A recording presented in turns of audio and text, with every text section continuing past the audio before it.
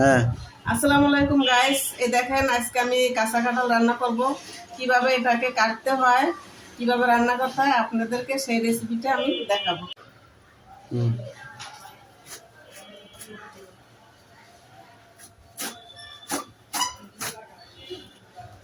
আটকা।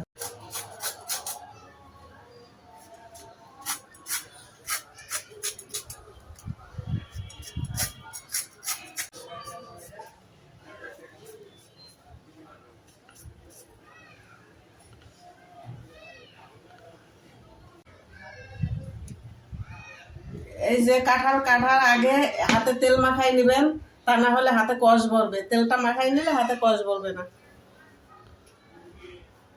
ঠিক আছে?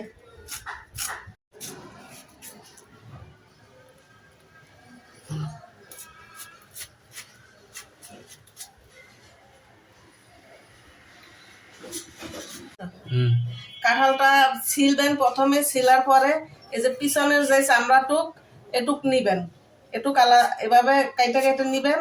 তারপরে এই যে ভিতরে যে এই যে ইগুলো আছে, কোষগুলো আছে, এই কোষগুলো নিতে হবে। আর এর সাথে যে ছোট ছোট কোষ এগুলো ফালাই দিবেন, এগুলো নেওয়া লাগে না, শুধু এই যে বড় কোষগুলা এগুলো নিতে হয় বিচি সহকারে। এই যে কোষের ভিতরে এই যে বিচি আছে, বিচিগুলো এভাবে বের করে নিবেন। এই যে বিচির সাথে এই যে কাঁঠালের কোষ আর বিচি এগুলো নিবেন। আর এই যে পিছনে চামড়াটা। এই যে আমার কাঁঠাল কাটা শেষ, এখন এটাকে ধুয়ে চুলায় সেদ্ধ দিলাম। সেদ্ধ দেওয়ার পরে পানিটা ফেলে দিব, তারপরে রান্না করব।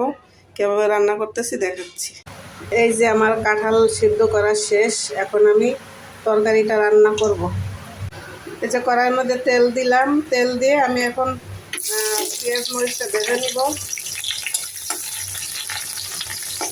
কাঁঠালটা আমি চিংড়ি মাছ দিয়ে রান্না করব। এই কাঁঠাল গরু মাংস দিয়ে খাওয়া যায়, ইলিশ মাছ দিয়ে খাওয়া যায়, আমি চিংড়ি মাছ দিয়ে রান্না করতেছি।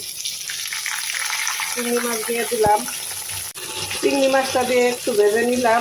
এখন দিচ্ছি আমি আদা রসুন বাটা। এখন দিচ্ছি আমি মরিচ বাটা। আমি সবসময় মরিচ ব্লেন্ডার করে খাই, গুঁড়া মরিচ খাই না। আমি হলুদের গুঁড়া, তারপরে দিচ্ছি জিরার গুঁড়া। একটু পানি দিয়ে আমি মশলাটা ভালো করে কষিয়ে নিব। আমি লবণ দিতে ভুলে গেছিলাম, এখন লবণ দিয়ে দিলাম। রান্নার মধ্যে কেউ লবণ দিতে ভুলবেন না, লবণ না দিলে তরকারি স্বাদ কোনোদিন লাগবে। আমি এখন সিদ্ধ করা কাঁঠালগুলা এর ভিতরে দিয়ে দিচ্ছি। এবার দিব আমি এর ভিতরে বুটের ডাল। আমার কাঁঠালটা কষানো শেষ, এবার আমি পানি দিয়ে দেবো। এই যে আমার কাঁঠালের তরকারি রান্না শেষ, এখন আমরা খাওয়া দাওয়া করব। সাথে পোয়া মাছ রান্না করছি। কাঁচা কাঁঠালের তরকারি কেমন হয়েছে বলো তো? অনেক সুন্দর, সে টেস্ট।